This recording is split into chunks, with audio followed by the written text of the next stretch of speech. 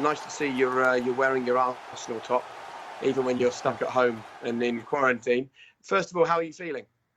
I'm feeling good. I'm fully recovered. It took me 5 or 7 days to get back to almost normal when I got the virus, but I'm fine, thank you.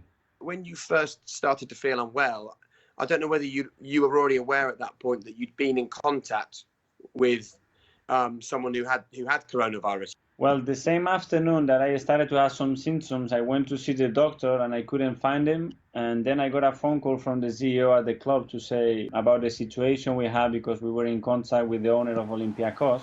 And I said, we have a big decision to make here. Has it been hard for you with having family abroad? It's been hard because the situation in Spain has been really difficult. I have a lot of friends and relatives that they've been through this. They've been through very difficult moments, not just health-wise, but as well financially in really difficult positions.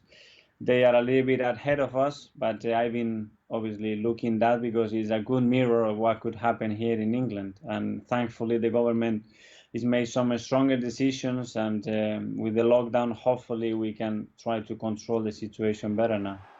What training have the players been able to do? They have the equipment, they have all the necessary tools and guidance to try to keep themselves in the best possible shape.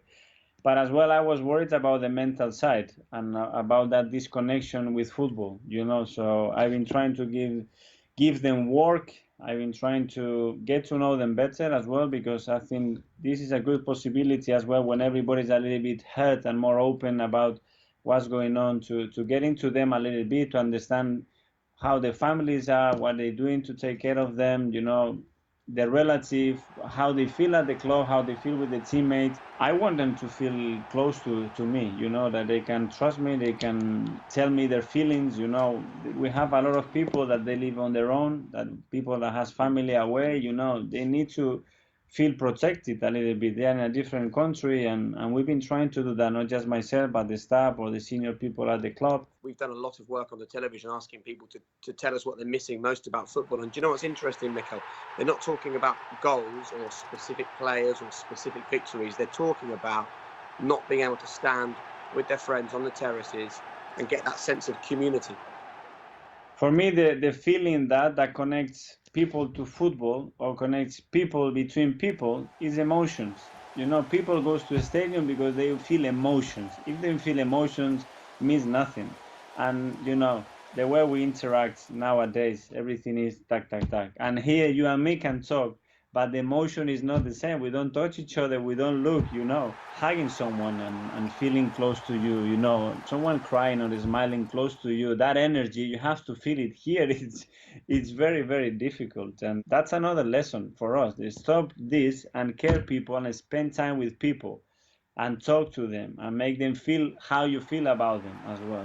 Now it's easy to say, yeah, I love you, but tell him face to face. Sadly, for some people, because of coronavirus, they're not going to get to have that human contact ever again with someone that means a lot to them. And obviously, really sad news for Pep Guardiola that he lost his mother to coronavirus. I'm sure you've been in touch with him to share your condolences. Absolutely, I spoke with him, and yeah, they were really affected. They were very close to his parents, and obviously the consequence of losing one of the parents is you worry as well about the other ones. But all the family, they are really united. They are a lovely family.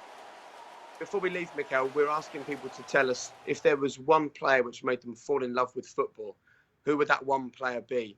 For me, it was a manager, not a player. For me, it was Johan Cruyff, and it's the way he set his dream team and on that time. And then Michael Laudrup probably was the player that I was always had a little bit of a stronger feeling with.